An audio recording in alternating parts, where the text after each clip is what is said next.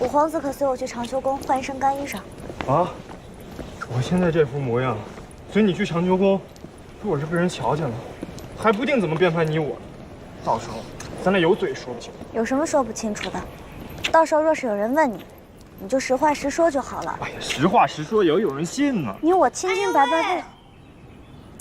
果然如春晓所说的那般啊，这五皇兄和程娘子在一起私会呢，是不是？老五，怎么回事？怎么把自己弄成这番模样啊？父皇，这还用问吗？父皇，春条刚刚都说了，五皇兄和程娘子在一起私会呢。程娘子，你也太贪心了，既然有了子胜，怎么还勾搭我五皇兄呢？哎，五妹，你可别胡乱攀传啊！我可没和程少长私会，我们两个人清清白白的。五皇兄又不是第一次与女娘在宫中幽会，什么时候清清白白过？你该不会是怕子胜追究，所以不敢承认吧？五皇兄就别狡辩了，你与程娘子做的事都被春条给瞧见了。春条，跟大伙说说，你都瞧见了什么？春条，说，你说实话。奴婢也没看清，只是听见五皇子喊程娘子美人。哦，我想起来了，我那时候是在背《诗经》呢。五皇兄会背个什么《诗经》？分明是你酒醉之下情难自禁，与程娘子行苟且事。胡说八道，分明是你带来的女娘诓我，说什么家人有约，骗我去金星湖的。五皇兄可不能为了撇清嫌疑就胡乱攀扯我呀！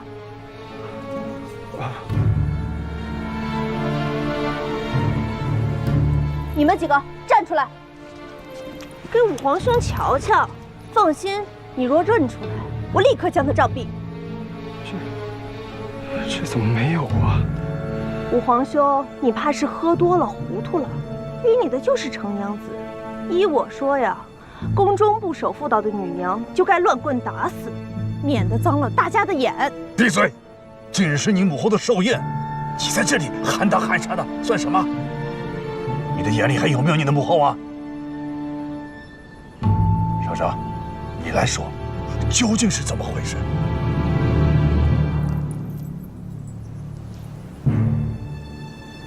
回禀陛下，我路过金星湖之时，无意救下失足落水的五皇子。对，说出去谁信啊？你们信吗？够了，陛下，妾有些乏了，不回寿宴，先回长秋宫歇息了，恕妾失陪。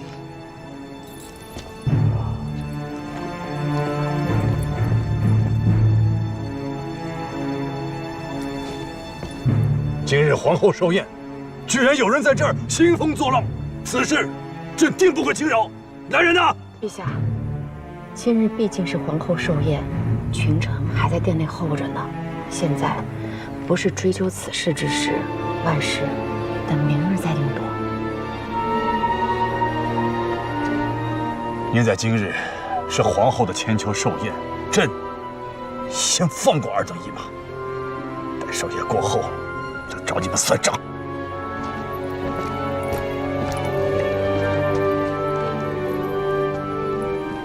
今儿真高兴啊，咱回去接着喝。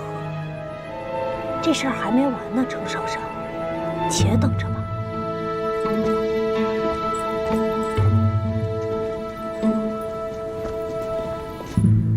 啊！这天太冷了，我先回去换衣裳了。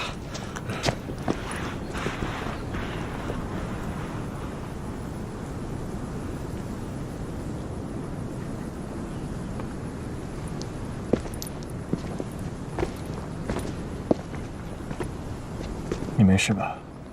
你信我吗？当然。那就好，我去找皇后了。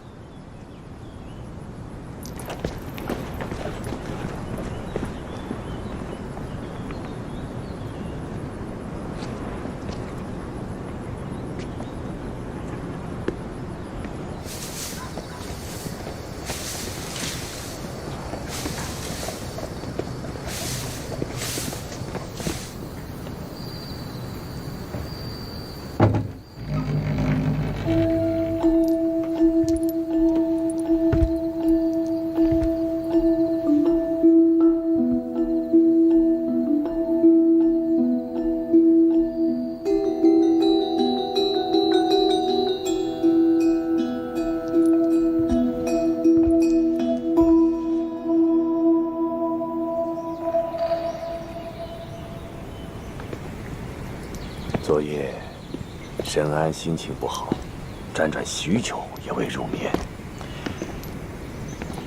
不用担心朕，倒是你呀，要好好休息。陛下起这般早，妾岂能贪睡？没事的，你可是要多睡会儿，啊？哟，嘿，怎么你起得那么早啊？少商，这几日寿宴你辛苦了，几日没有归家，想必家中阿父阿母甚是挂念，赶紧去收拾收拾，便回家去吧。多谢皇后陛下。程少商，程少商，公主，我要杀了你！不能这般处理姐，我要杀了你！孽障，竟在长秋宫大喊大叫的，成何体统？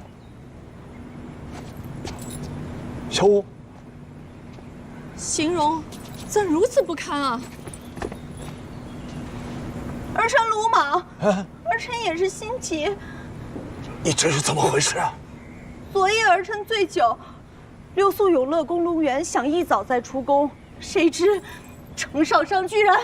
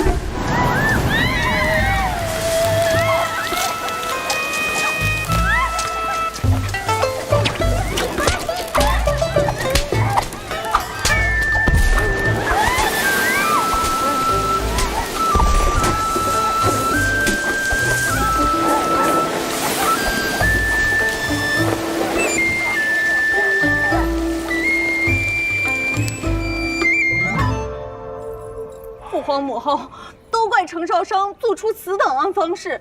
那些贵女是儿臣请进宫来，为母后贺寿献舞也算出力，如今却遇此羞辱，母后要为儿做主啊！做什么主？你如何证明是少商所为啊？我问过龙园里职业工人了，他们说程少商今日清晨天不亮就去过那儿。可有人看见少商去布置那些？即便没人看见，可除了他还有谁啊？只有他才会做出那些乱七八糟的机关。敢问五公主一句，我为何要走？为何要大费周章地干下这些事情？因为我们前人将你。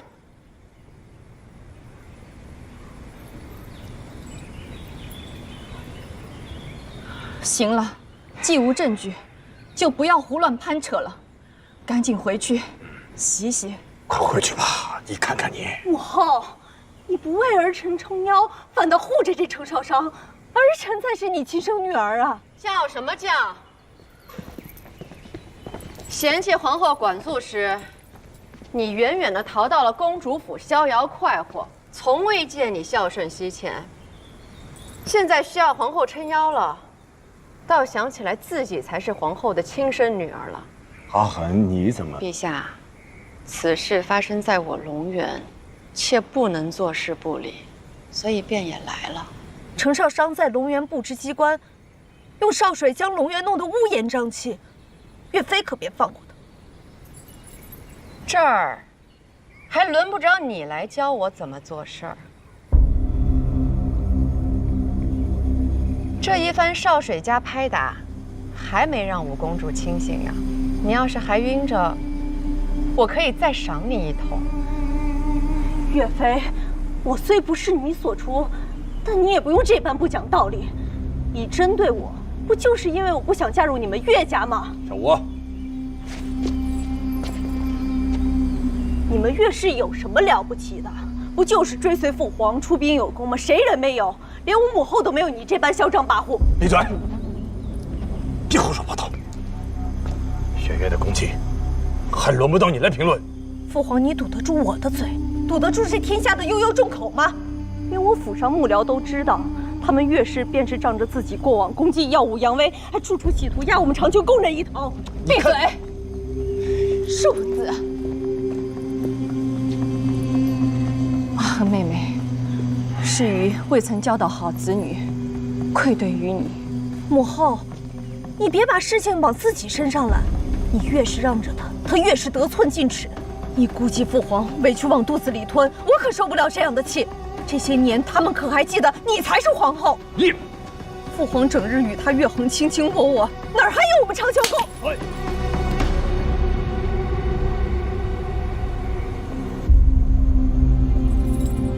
皇后，对不起，五公主出言不逊，妹妹替你好好管教管教她。你敢打我？你在你母后寿宴上栽赃陷害陈少商，我不该打你吗？你胡说八道！谁有证据？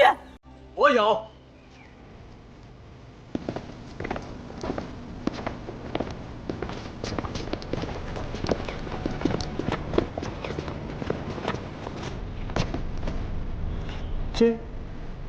陛下，此人乃五公主带入宫中献舞的女娘，方才她已全部招认，这一切都是五公主所为。五公主知我父在静心湖行酒，便故意引诱五皇子前往，想要栽赃五父与五皇子私会，败坏他的名声。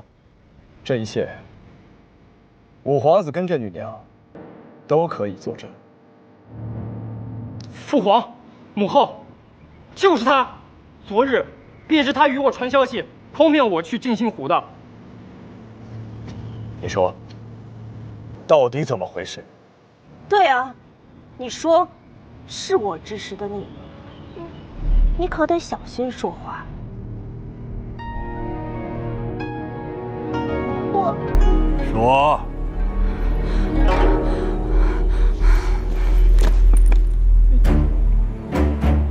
父皇，她是御史中丞大人的女儿，是儿臣请进宫来为母后做寿的贵客，如今被诬陷，欺冤过去了。那人呢？把他抬回他父亲那儿，严加管教。父皇，明明是五妹妹威胁他，把人给吓晕的，这一切就是五妹妹指使的。行了，你这个孽种，竟敢这般攀咬我！你叫什么？你给我闭嘴！你在说什么？这可是你的五皇兄！你竟敢如此的羞辱你的手足，在你的眼里还有没有血脉亲情？还有没有朕这个父皇啊？父皇，我又没说你，我说的是他，还皇兄呢。他阿母不过是个下等宫女，趁着父皇酒醉才爬上的龙床。父皇因为这件事，殿内再也不准宫女私会，也没踏足过他们母子俩所在的脏地。父皇，儿臣是长秋宫嫡出公主。你怎能向着这些无糟人来定我的错呢？这帮下等之人口中哪来的实话？够了！于少年时过得不甚如意，就想让子女过得畅快些，没想到敬重的你不知天高地厚，你对手足无情，对岳飞无敬，对你父皇无尊，竟然还在鱼的寿宴上构陷他人。如今便是你父皇饶了你，鱼也绝不饶过你。来人！母后，儿臣是你身上掉下来的肉，你怎能？父皇，不能光说儿臣，我与这陈少商无冤无仇，岳飞、龙渊何其清雅。我与那些世家女娘在龙渊好端端的被泼了一地潲水不说，还被金条抽打，最后还淋了一头艾草灰，那能不该治罪吗？哎呦，什么无冤无仇啊！前日你和那几个女娘把陈少商推下水，你以为人不知鬼不觉的？殊不知这皇宫里的事儿，没有什么事儿是你五个个宝不知道的。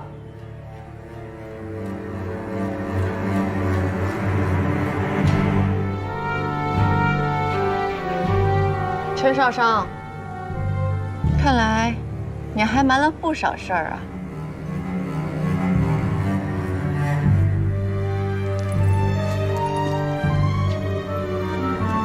陛下，皇后，少商有错，那些的确是少商清晨去布下的。怎么样？他承认了，就是他。少商愿意理罚。五公主明知我不识水性，还将我推下水中，用石头砸我，使我不能上岸。所以，礼尚往来罢了。你既是有仇必报，为何要等到今日？回禀岳飞，皇后的寿宴乃是大事，我怎能为了自己的私事而不顾皇家体面？待皇后寿宴结束之后，再有怨报怨，有仇报仇。五公主，我用少水泼你，那是因为你让我喝了一肚子苦水；我用金条抽你，是因你栽赃陷害于我，坏了皇后寿宴。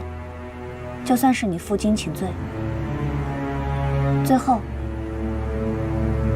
脑子里的灰倒干净了吗？方才看，定是没有。程少商，那日放蛇我就该放毒蛇咬死你，免得留你一条贱命如今来羞辱我。你还敢放蛇？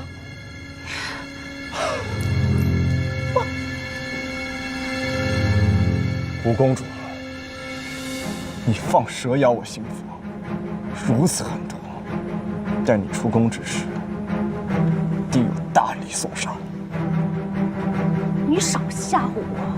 我身为公主，你能奈我何？父皇、母后，程少商不过是武将女儿，弄死便弄死了。我身为公主，杀个人，不就如同碾死一只蚂蚁吗？他们的命如何算是命？父皇、母后，你们为何向着外人，不向着自己儿女啊？你疯了！你疯了！你还配为人子女吗？你还配叫深爱一生母后吗？你如此这般的对待陈少商，他尚且还知道忍耐，一切待寿宴之后才与你来算账。可是你呢，居然在你母后的寿宴上行此栽赃陷害、恶毒之事，不忠不孝至极呀！滚出去！滚出长秋宫！滚回你的公主府去！你还想半点母女之情，就给我滚！来人，将五公主押入皇陵，让她对着列祖列宗的面思过半日，再回你的公主府。从此以后，没有朕的圣旨，你休得跨出公主府半步。父皇，儿臣没有错，儿臣是被冤枉的。父皇，母后，滚出去！父皇，父皇，程少商，我不会放过你的。皇后，皇后，皇后，快快快，出进去！滚出去！什么？慢着，洛娘子。五公主自有帝后处罚，那春条呢？一进来便高呼陈少商和五皇子私会，这般挑唆，该如何处罚？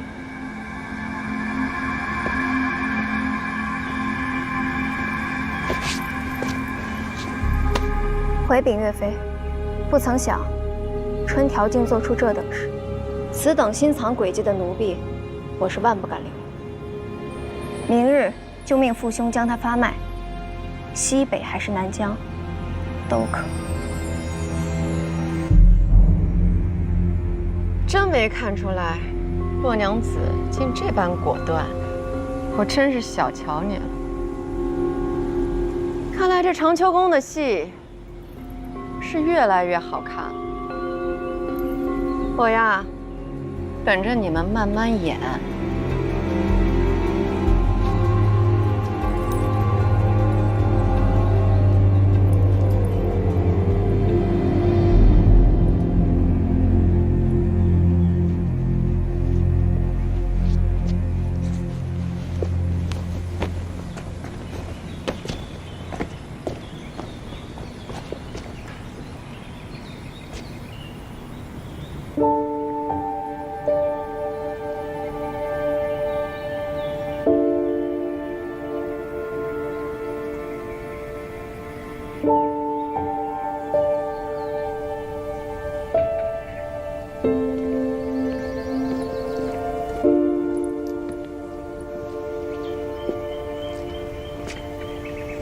那日哭着让我抱你，可是因为受他们欺辱，心里委屈。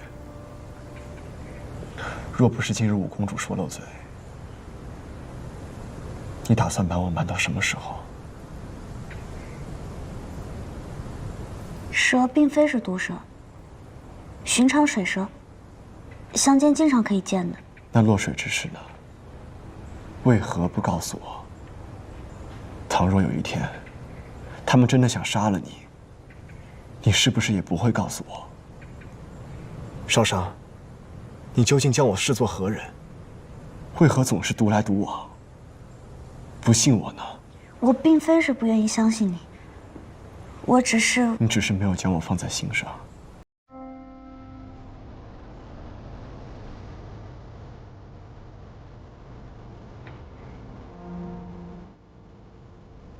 与你定亲之后，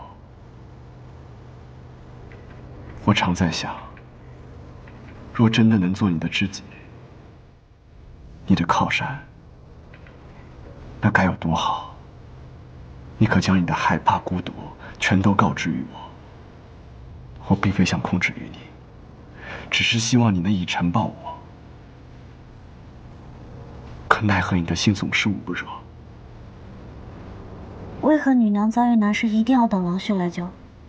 为何我们女娘不能自救？此事在我心中本不是大事，全然可以应付。就像曾经，我被羞辱，与王林打架，我告诉过谁？我拆桥泄愤，我又告诉过谁？我从前就是这般，为何认识你之后就不行了？可那些不过是家宅之争，这里是皇宫。你胡作非为，若丢了性命，那我该怎么办？我可以在事后为你报仇，可到了那个时候，你还活得过来吗？这皇宫是你带我来的，所有一切也是因为你才遇到的危险。所以你认为这是我的错了？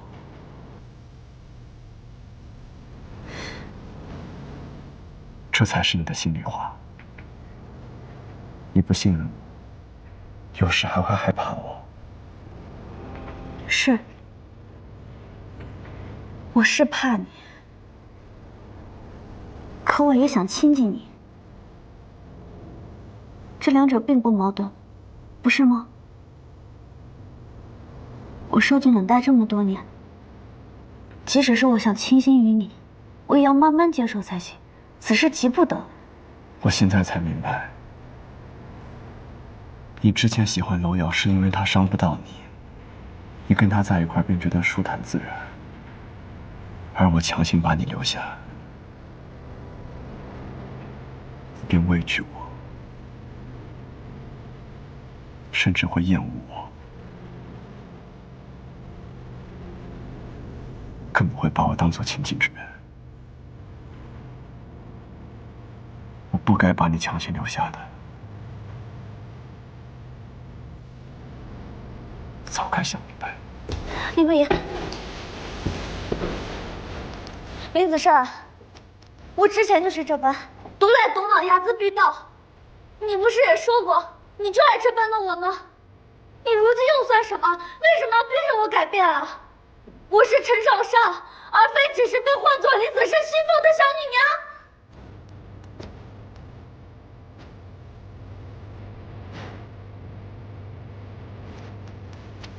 我知道。你不用改。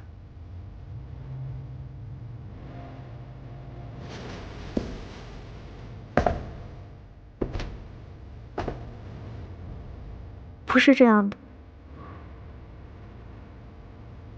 我早已不讨厌皇宫，也能接受你。可你为何就是不能接受这样的我？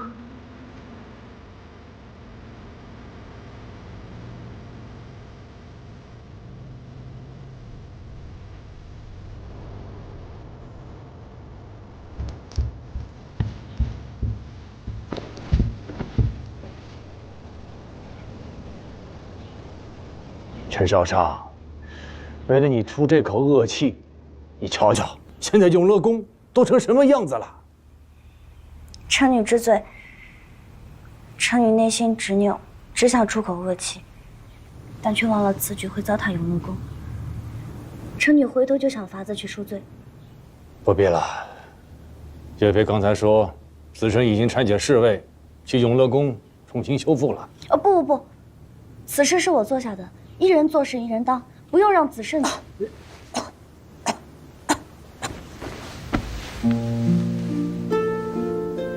夫妻本是一体，你若真将子申当作你未来郎婿，那予以陛下也当得起你半个军姑与君舅。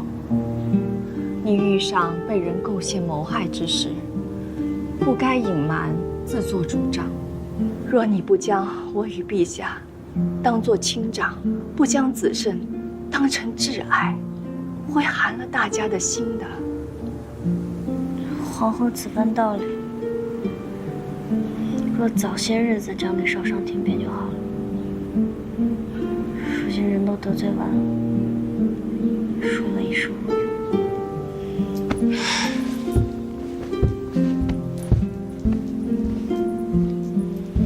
少商，你什么时候学会能对子胜知冷知热，都微微玩意呀？陛下打算如何处置那几个将少商推入水中的小女娘呢？虽说少商已经自行报仇，可他们在宫中尚且如此胆大妄为，可见在宫外，平日里也必定蛮横任性。小武有恃无恐，皆因朕疏于教导，溺爱太过。那些敢在宫中欺负你的女娘，定也是父母管教不严。他们的父兄得好好查查一查，看看背地里是否也这般仗势欺人。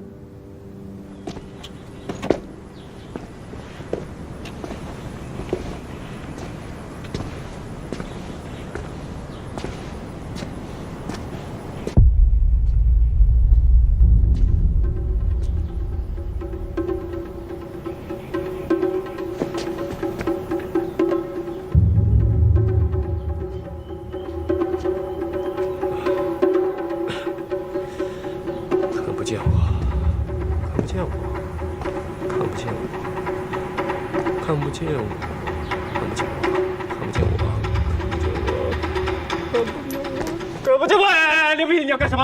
这是皇宫，你要打皇子啊！再说了，京城我可什么都告诉你了，我和程少商真的没有私会啊！哎，你今天不是什么都查清楚了吗？我对你的程少商真的没有非分之想，就算有，就你这样，我也不敢想。这干什么？打皇子了！王子，那些推少商落水的女娘，你可都认识？认识啊，当然认识啊！五妹来来回回就那几个玩伴，我怎么能不认识？好，那便麻烦你，今日陪我出宫一趟。林不疑，你疯了吗？你凭什么帮我？我可曾得罪于你？你别以为你立过些功劳就可以无法无天，我不会放过你的！你给我等着！疼死我！快叫医官！哎呦，疼死我了！左大人若觉得委屈，大可问问令爱，究竟做了何事？我不过是听从武后公主的吩咐，撞了程少商一下而已。是他家女娘把凌将军心腹撞下水了？不止，他还放毒蛇入水，妄想咬我家心腹。这不过是女娘间的玩笑而已。你们这么大点事儿，大上御史台，你眼里可有王法吗？我也不过是跟左大人开一个男人之间的玩笑罢了。左大人，你还手啊！还手？我如何还手啊？我是文官。林不疑，你不要以为圣上宠爱有加，你便为所欲为。此处是御史台，臣是御史中丞，上昭天帝，下显君臣。你若敢伤我，我定到圣上那里参你，让圣上秉公执法，治罪于你。秉公执法？我这不就是在秉公执法吗？你。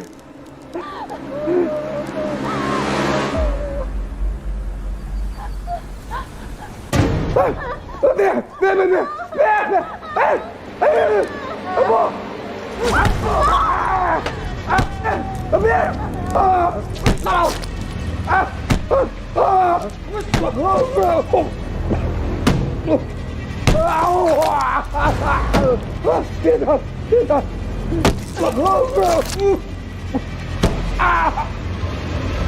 不！别打！别打了！袁大人，你身为廷尉侍郎，怎可见死不救啊？我身为廷尉侍郎，自然要秉公办案。左大人放心，单剑手中有本有笔，他打你一下，我记录一笔；他打你2下，我便记录1双。你是让他们继续打我吗？是啊，非但要打，还要打狠些。他打得越狠，罪就越重。左大人，您再忍忍。单剑已将此人罪行一一记下，定会到廷尉府狠狠判他。那就有劳袁侍郎了。阿飞，上茶。哎呀，给我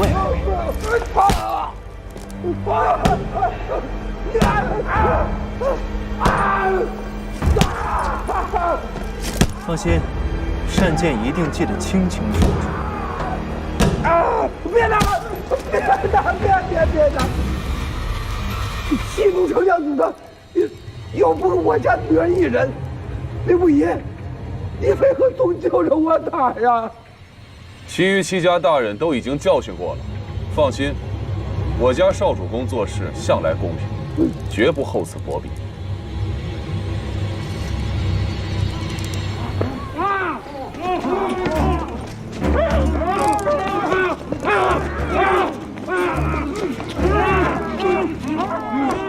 把他们几个拉着，绕城一圈。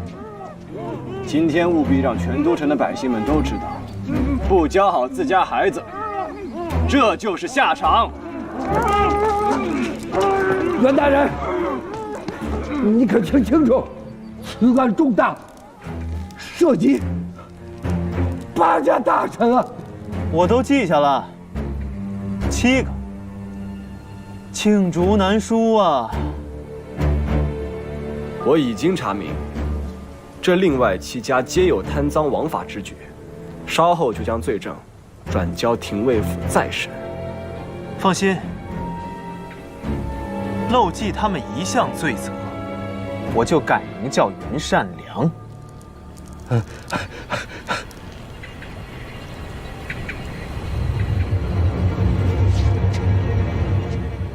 可都是五公主指使我们干的呀。对呀，明明主使是五公主，你却只拿我们出气。刘不疑，你这是畏惧权势，贪生怕死。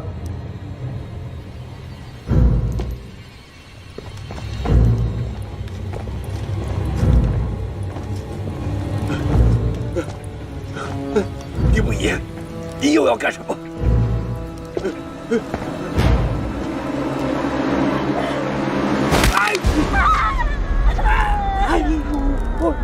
五公主那边我自会照料，腿，不劳左大人操心。我的腿断了！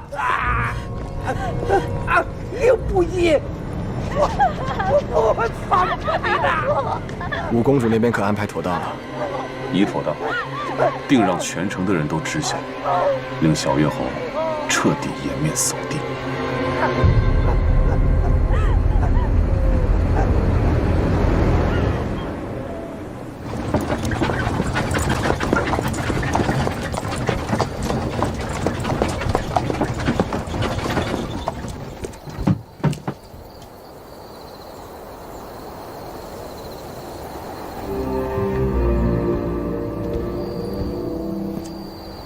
五公主，请。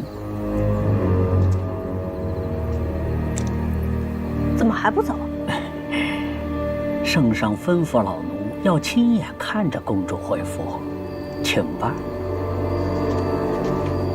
父皇母后怎么舍得关我那么久？无非是想在气头上吓吓我罢了。圣上吩咐老奴一定要盯着公主回公主府，足见圣上的决心了。笑话！你个阉人，敢对本公主如何？老奴虽是阉人，但是身后站着圣上，这骨头就不软了，这身子也不残缺了。该办的事儿，那是一定要办好的。五公主，请吧。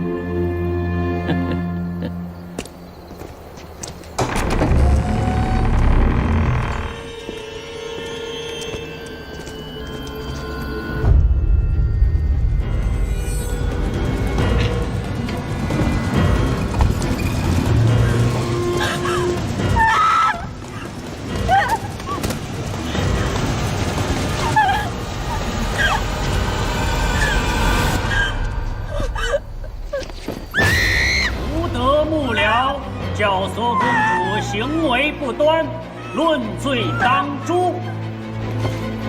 圣上圣训道：五公主身属皇家，切不可再任性妄为了。身为公主，既当得起国民实意，就该为天下表率孝道。若公主仍不懂反省自身，日后死的就不只是这些幕僚了。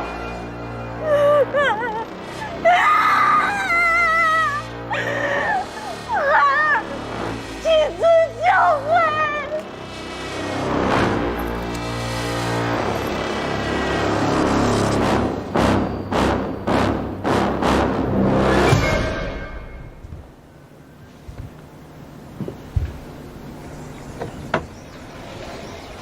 滚住！侯爷息怒，是我。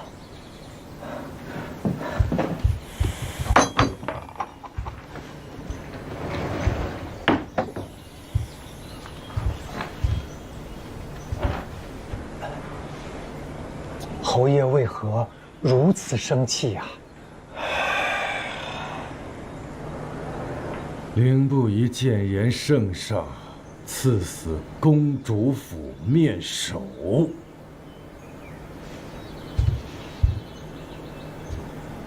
面首啊！这个玄神浪荡女简直就是天底下最大的笑话。现在好了，全天下人人皆知五公主豢养面首，这简直是把我们岳氏的脸面全给丢尽了呀！侯爷息怒啊！是幕僚，并非面首，也不像侯爷说。闭嘴吧！那分明就是宣，那分明就是宣誓给五公主遮丑的说辞，这你都信？一个小女娘，不在家好好学学怎么相夫教子，非要招门客，养面首，她居心何在啊？不是为了寻欢作乐，难道她还想推翻太子，自己上位不成？五公主也是气太子殿下太不争气了。如果只是不争气，倒也罢了。就怕真的登基之后，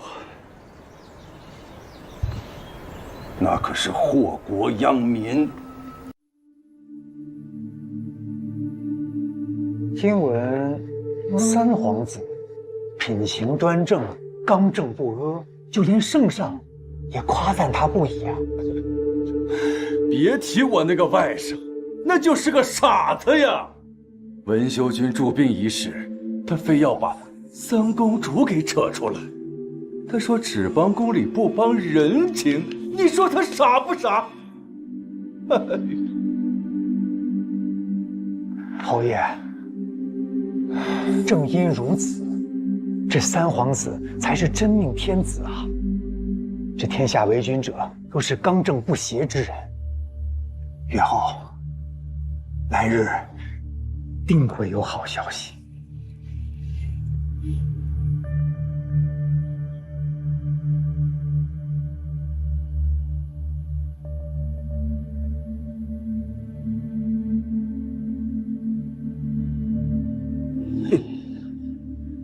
只要有太子这块绊脚石，我这辈子休想再听到任何好消息了。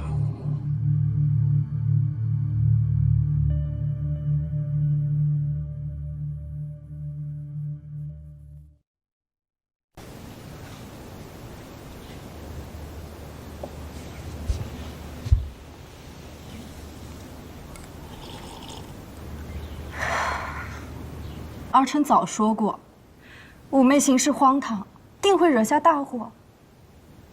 看看，定将母后气成这般。太子殿下昨夜在大营也是心疼的一宿未眠，幸亏11郎劝父皇把妩媚那些幕僚处置了，母后都不知外面传闻有多难听，儿臣都不忍相告。听闻那些幕僚，面容俊秀，体格健壮。甚得五公主宠爱，动不动笙歌夜宴、行猎游玩。那些家教严厉的世家贵阀都不让自家女娘进五公主府呢。你与母后说这些做什么？母后，你莫要放在心上，妩媚兴许只是一时糊涂，日后劝劝就好了。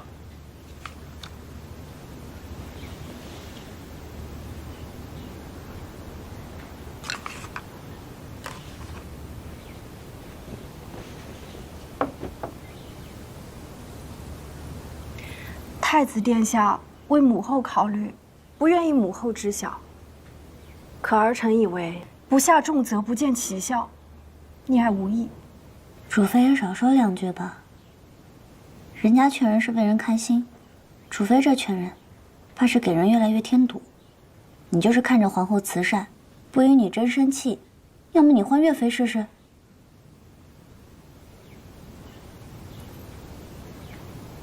皇后，莫要将这些话放进心里。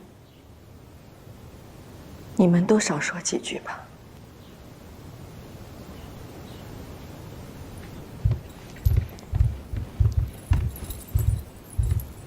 无知妩媚平时跋扈，对你少有尊敬，但你也不该趁机报复。你可知为人子女该如何体恤父母？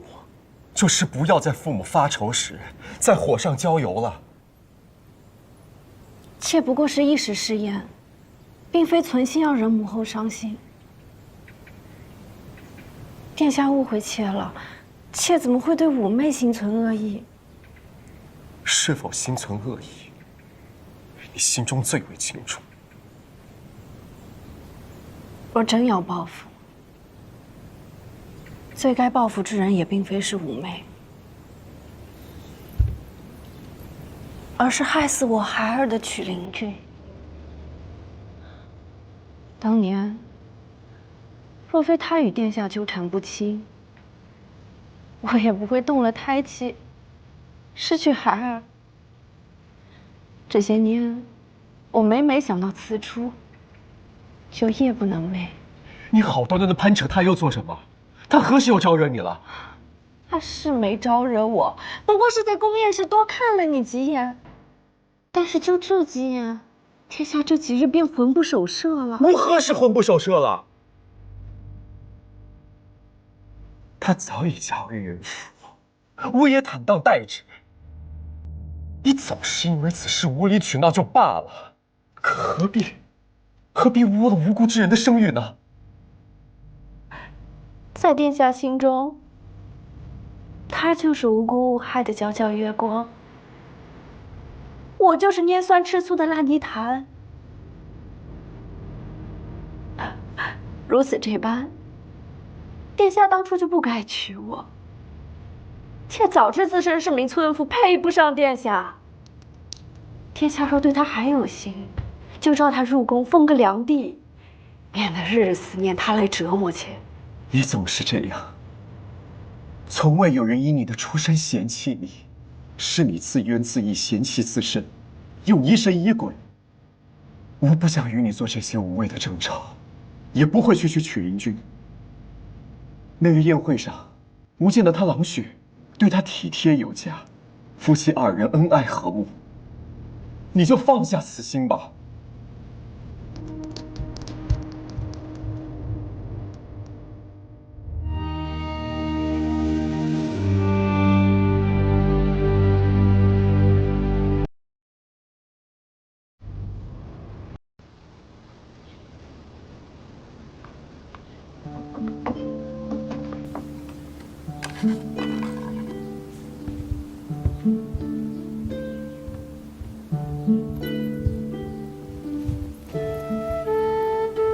皇后，今日说的话可都不要放在心里去，切莫伤了身子。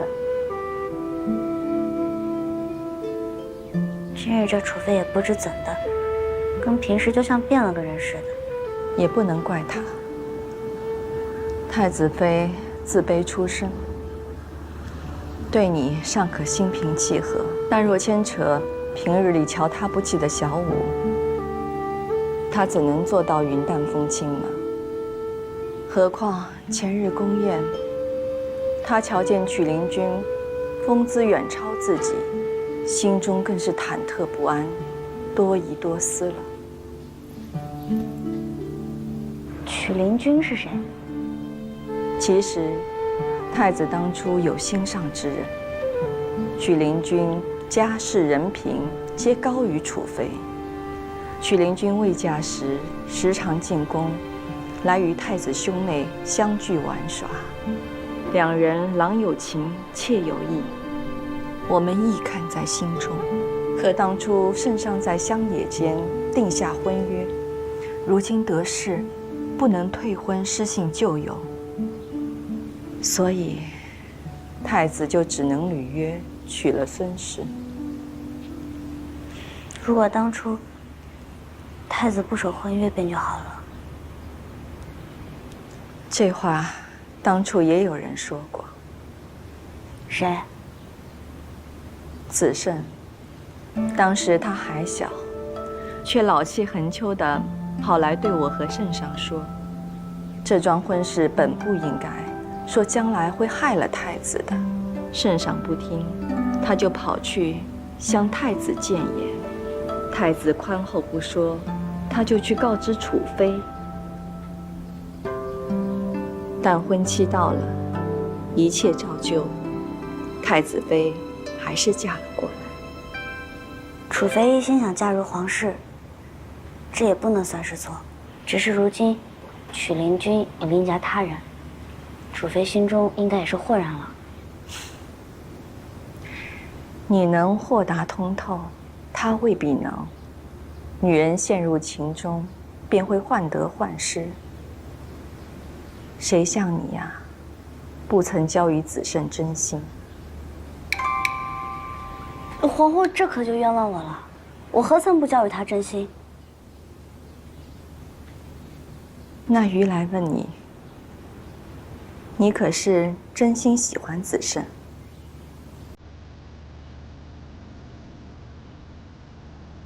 喜欢的。曾经，我把他当成高悬在天上的明月，远在山头的苍雪。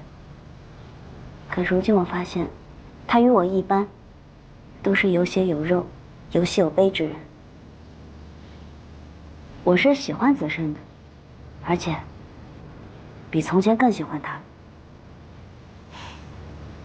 当初圣上担忧子胜迟迟不肯婚配，而余却担忧将来可会有人知晓子胜究竟是怎样的人。幸好遇到你，子胜挑对人了。皇后，皇后，皇后，不好了！十一郎惹恼了圣上，圣上要在宣明殿责打十一郎了。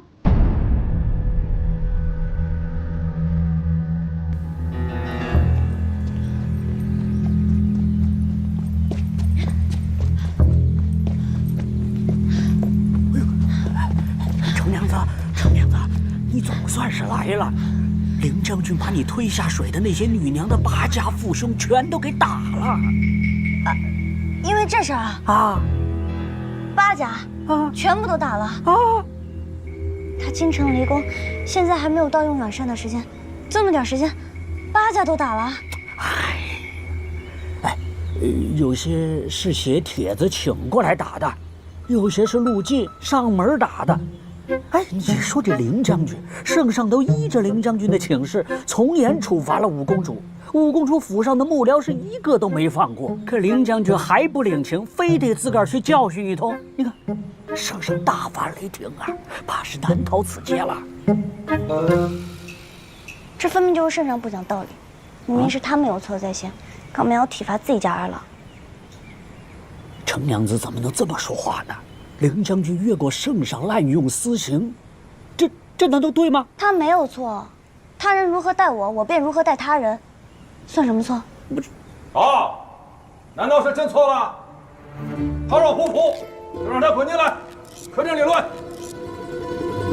不是，门为什么不隔音啊？还不滚进来！去吧。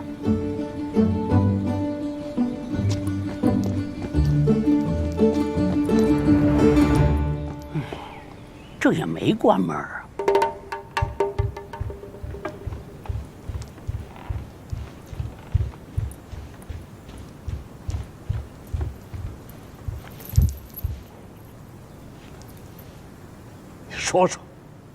你说说，明日御史台御史大夫就要参上朝堂了，怎么办？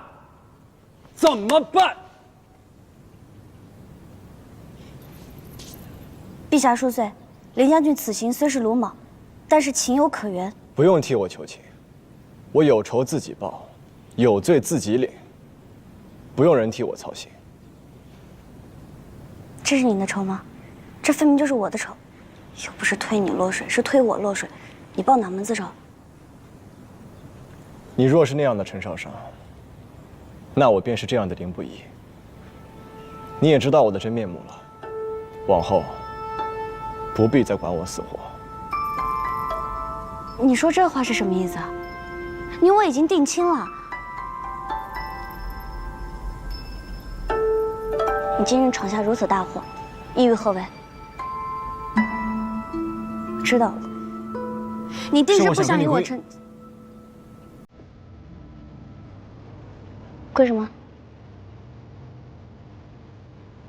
我想辞官卸职，跟你归隐，归隐到你心心念念的乡野里去。闭嘴吧你！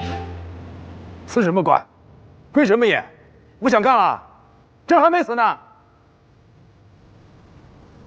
父皇春秋正盛，此事慎言。臣万死。你说说，朕让你去调查他们可有枉法，廷尉府还没定罪，你便先动手打人。若人人笑你以暴制暴，要律法何用？你简直肆意妄为，目无王法，袖珍跋扈。说句大白话，脑子有病。陛下明鉴，凌将军素来行事谨慎，他今日为何会行如此狂悖之事？陛下难道就不觉得奇怪吗？再说了，御史台乃国家重器，朝政要地，万万不可冲撞。这谁人不知？谁人不知？那你知道吗？你若知道，不如说说这御史台在哪儿？你们不说话吗？陛下，臣女虽不知御史台在哪儿，不过3公9卿，哪处不是要紧的地方？连我都知道的事情，凌将军为何要明知故犯？那是因为里面是有隐情的。那是啊，那你说说，为什么会这样呢？因为臣女与凌将军大吵一架，他为了泄愤，所以。嘿，朕就知道，子胜啊，不会是无缘无故的做这么大的一件错事。哎呀，你这个小女娘啊，你能不能就学一下皇后的温婉柔顺呢？为什么非要一天到晚的跟子胜吵架呢？是林将军要与我吵的，我又没有想要起头。你没起头，那为什么非要一天到晚的让子胜找你吵架呢？你也是，和程娘子吵架，你就要冲撞御史台，那下一回你们俩打架呢，岂不是还要冲撞朕的崇德宫啊？你就说吧，这件事该怎么了结？臣任凭陛下处罚。父皇，冲撞御史台，当着众御史的面殴打官吏，按照律法，应当流放充军。这处罚倒也可以，我愿意和林将军一起流放。你闭嘴！充军流放，便宜你了。先杖责100，再流放。杖责陛下，跪下。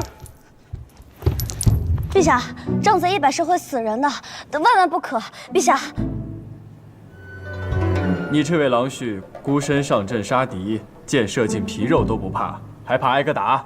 你别说话，你个不分忠良、稀里糊涂之辈！哼，你还是多读点书吧，那叫昏庸之辈。我知道。臣陛下遵旨。好，下去挨打吧。林子胜，告诉他，打完之后给我滚回御史台，砸之前什么模样，就必须给朕恢复成什么模样。是。陛下。子胜，刑杖和行刑手在外面已经准备好了。你跪下。请吧。陛下，林子胜。陈娘子，外面马上开打了，那什么，不如你我结伴同行看看去。陛下，子胜已经够可怜了，父无慈，母有疾，找个心腹还不懂事，五皇子还在这儿幸灾乐祸。我没有。对，我儿辛苦啊，多亏了你啊！要没有你，子胜也不可能那么容易就集齐8家啊！哎呀，父皇不值一提。这一路陪着子胜打过来，也过足了眼瘾了。是。行，去吧，也一起择师杖啊！不是，那是父皇，这是林不疑他逼我的，不是我本意啊！不是，去吧。父皇，不是，为什么每次陪着倒霉的都是我呀？陛下。1、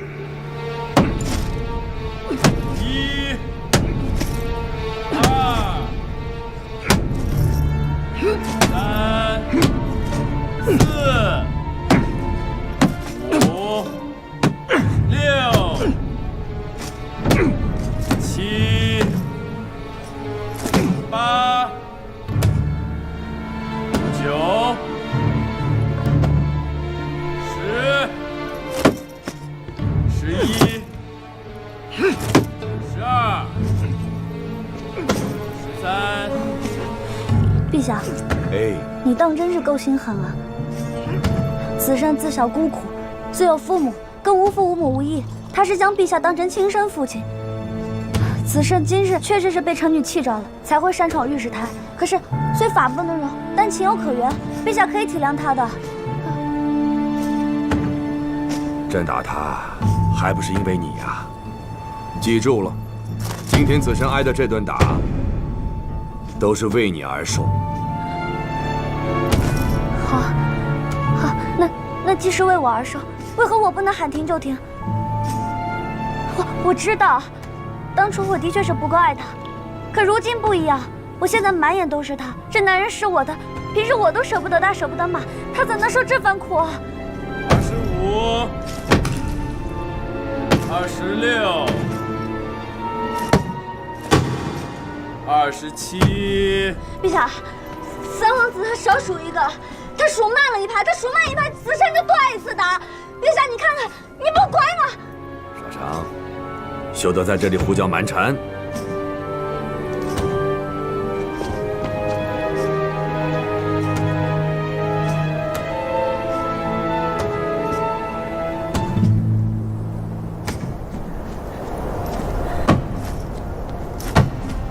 子胜，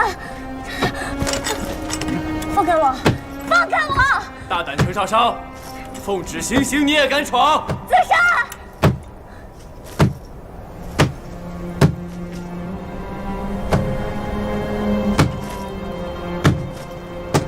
书卷上都说了，子不教父之过。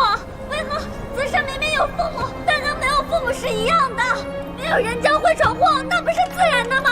我也是如此。为何明明是父母失职，为何要打孩子出去？陛下，你们为人尊长，怎好做此等行径啊？别说话，朕都听不见了。我还以为当天圣上会与寻常父母不一样，如今一看，不过是如此。你让开！放肆！你敢非议父皇的决断？你给我闭嘴！方才你就多打子上一板，不要以为我没看见。你多打他一板，他就多打一板。圣上又没说轻重多寡，你分明要只打人死地。你们看，少商真的哭了，哭得都嘶哑了。放开！子上！在军中，臣妾听闻，上泽之行很有说法。又看似皮肉纹丝不伤，实则内里筋骨断裂，肢体俱废；还有看似血肉横飞，实则并无大碍。陛下，这回用的是哪招啊？什么事啊都瞒不了阿衡，自然是后者了。李子胜，我向你保证，我再也不跟你吵架了。你如此欺我，你做这样的事情，拿自己身体跟我赌气，你值得吗你？放开，李子胜！放开我！曹彰，在。去。叫那个拦住少商的，松松手，让少商爬得离子胜再近一点。要看得着，摸不到，那心里才更难受。是。陛下，你就这般的欺骗少商吗？沈安，你不懂，将来啊，他们儿女成群，花好月圆之时，会感激朕此时的欺骗。阿衡妹妹，当初你与陛下青梅竹马，你究竟看上他什么了？脸啊，陛下曾经号称丰县第一美，我看如今啊，连脸都不要了。李子山，放开我！放开！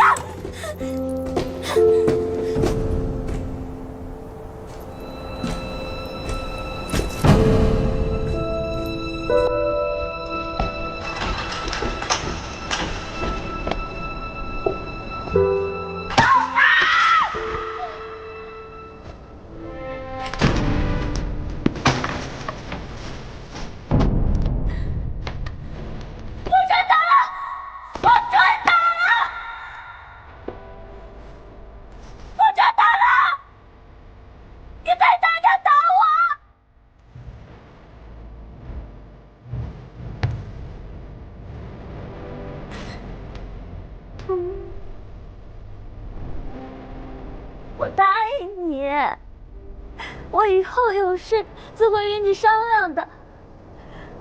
我再也不会自行决断了。有夫妻一心一体，从今往后我会将真心交予你。你不要再为我发疯了，好不好？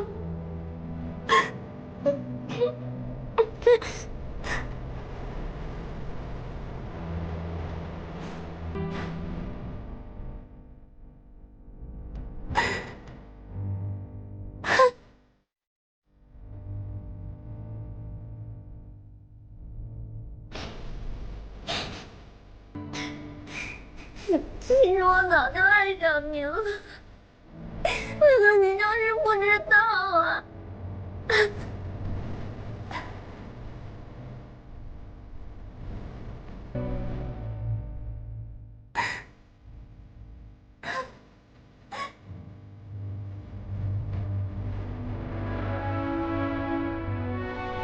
说什么呢？哎，他说什么？这怎么听不清楚呢？哎，说。我看陛下不仅不要脸了，这耳朵也别要了。你听不见，你还看不见吗？你看这样子就知道了。他说他爱子胜。是了，那就行了，有这句话就行了，够了。那陛下还要继续打吗？都已经说爱子胜了，还打什么呀？不打了，来人呐，去，让三皇子停手，不要再打了，赶紧把子胜带回长秋宫，好好养伤。打的是子胜，捧的是朕呐。珊，珊，难道朕的这一招不好吗？好，陛下只当皇上，真是太屈才了。是啊，朕这个皇上太不容易了，我容易吗？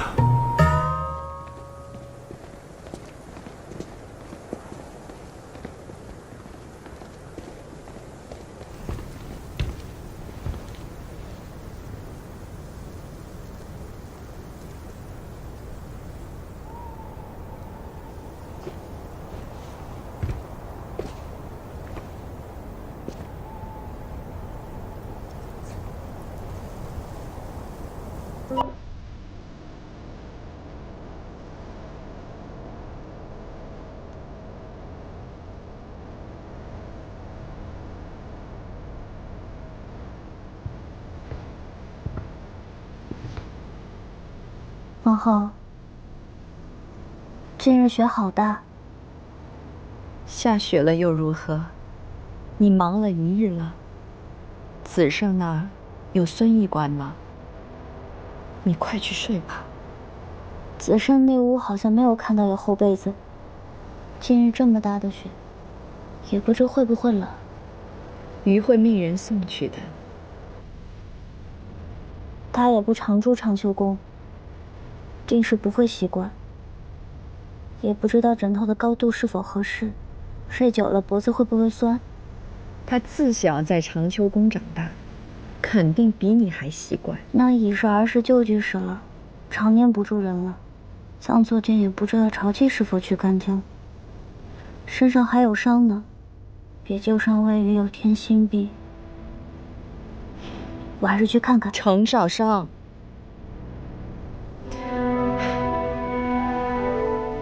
余命摘袄给你备下了安神清火的汤药，你哭了许久，嗓子也哑，赶紧喝了去睡。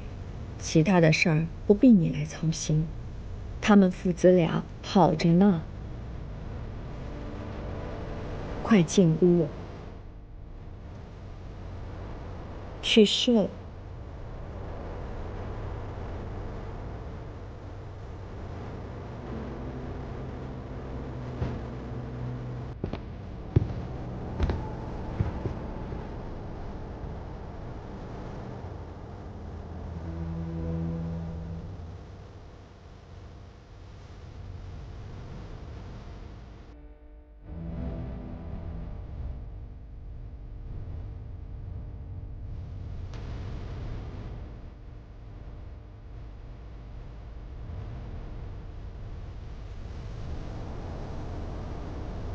走吧。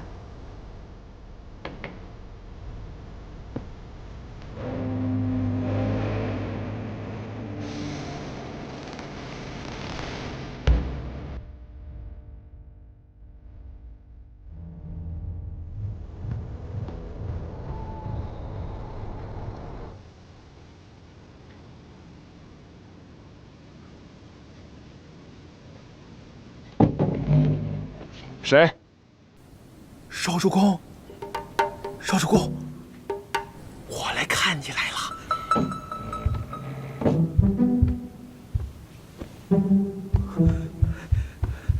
少主公，没事吧？我可算是混进后宫了。你怎么来了？阿兄逼我来的呀。不对，是我担心少主公一夜无人照料，这才来的。少主公，你不知道有多惊险。我好不容易混进后宫，差点被宫中的侍卫发现，一刀要我去做宦官了。做宦官也是有容貌标准的，你这等姿色，就算是攻了，也未必做得成宦官。好了，回去吧，我要睡觉了。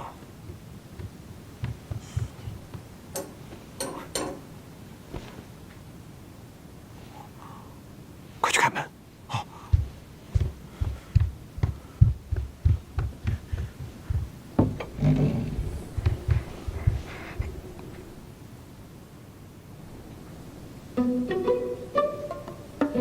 快，把门关上。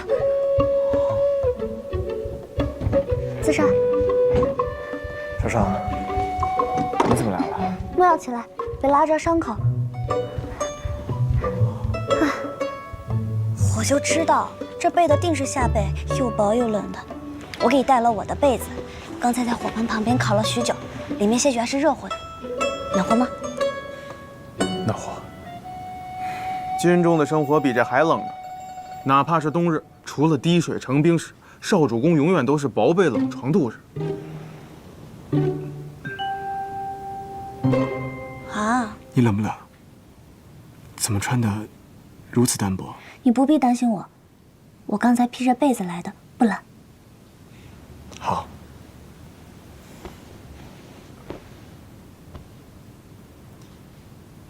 阿飞，长秋宫是不允许外男留宿的，快回去吧。少主公，我是冒着被攻的风险才……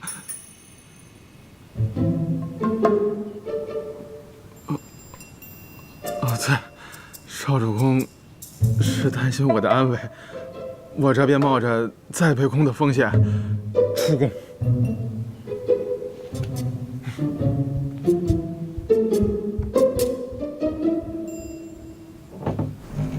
把门关上。好。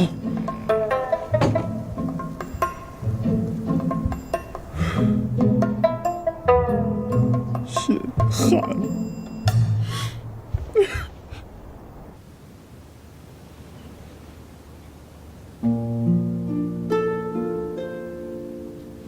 你坐起来干什么？你想干什么，你我便干什么。你快躺下。哎，拉了伤口了，我去叫医官吧。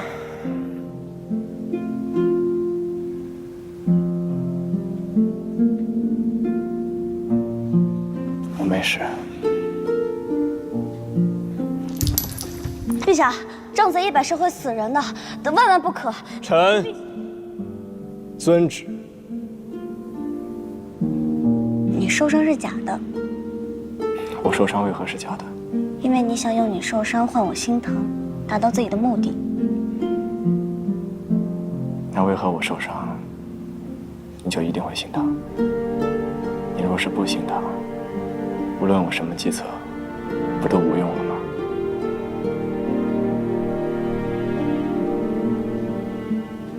能得少商君心疼，子胜3生有幸。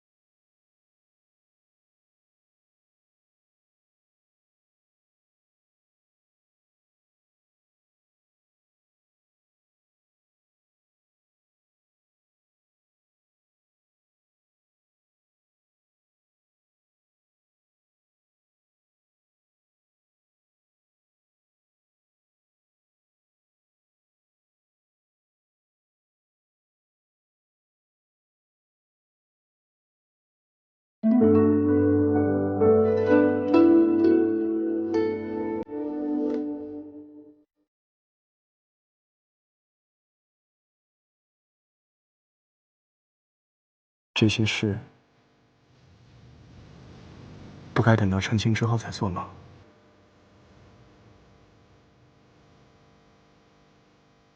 话应该我说吧。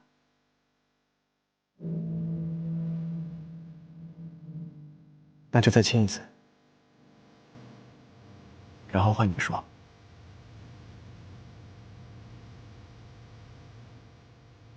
你想得美。我给你带来汤药，你快躺下。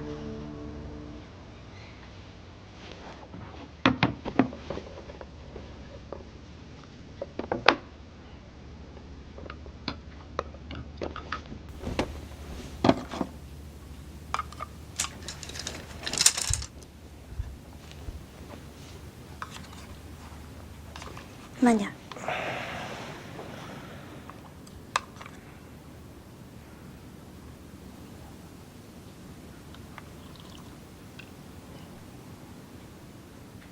苦吗？甜。皇后说了，这是安神汤，喝了今晚能睡得很香。我不需要安神汤，你陪我就够了。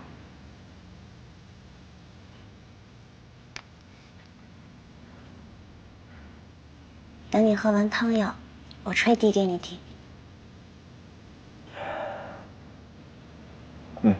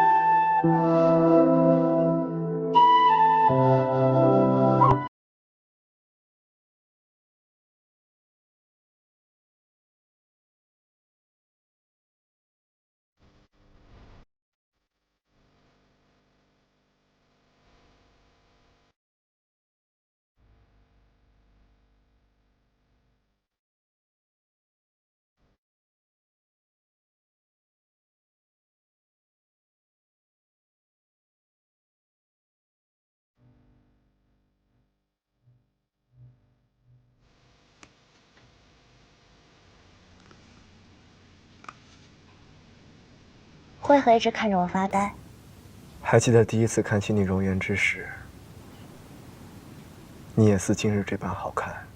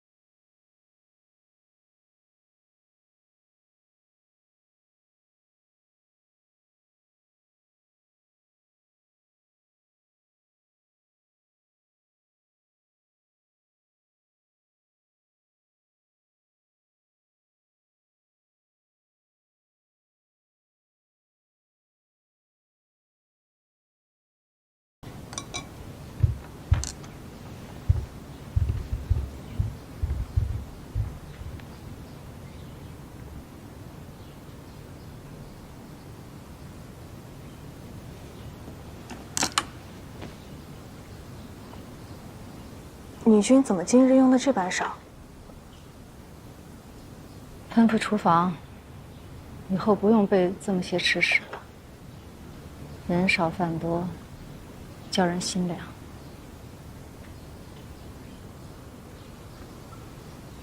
夫人，冬日寒凉，自己冻着。这大场啊，是皇后赏给袅袅的，袅袅一收着，就差人送来家中。她心中还是顶惦记你这个做阿母呢。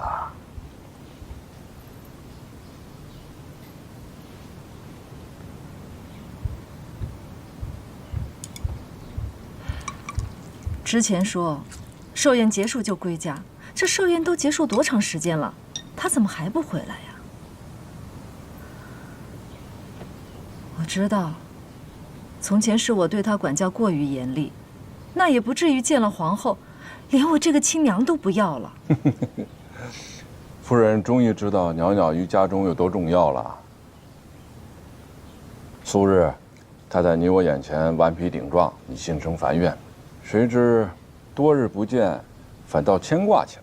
是啊，我牵挂他，他可曾牵挂我呀？袅袅在宫中身不由己呀，夫人对袅袅也不要那般苛刻。整座都城有哪家女娘有袅袅争气懂事？非但婚配不用父母操心，还总为家中增光添彩。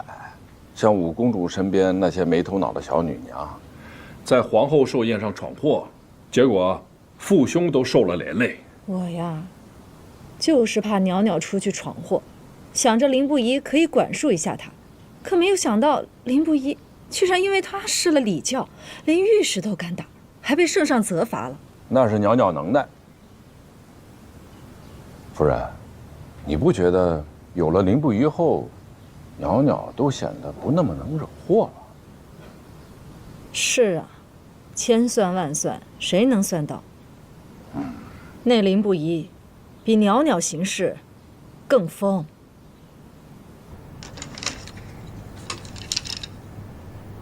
果然不出少主公所料，你砸了御史台，圣上为平息众怒，定罚你亲自去复原。我们暗中带出了当年岳氏军报卷宗，左大人并未怀疑。为得到这些，少主公好端端的挨了阵板子，冤枉的很。咱们不是可以断定小月侯延误救援孤城了吗？为何还要来御史台找军报？虽然小月侯贪婪成性，但岳飞却是一个豁达通透之人，从不参与是非。圣上就是为了他，也会照拂岳氏。因此，我们需要证据。可以作证的军医已死，韩武也为此丢了性命。少主公也不能两手空空到圣上面前，非要告小月侯啊。韩武说过，那些被派去查探瘴气的士兵皆身死，但他们的战马仍在军中。可这些军报上却未曾提及战马有折损鸡皮。那个时候，战马极其珍贵，若真中了瘴气而死，必定会上报军中。因此可佐证，战马并未中瘴气而死，而那些毒死士兵的瘴气也是假。小月侯就是在撒谎。小月侯是丰饶功臣中出了名的滑不得，犯错从来不留尾巴，除非他亲口承认，否则我们奈何不得他呀。他若是不犯错，我们就逼他犯错。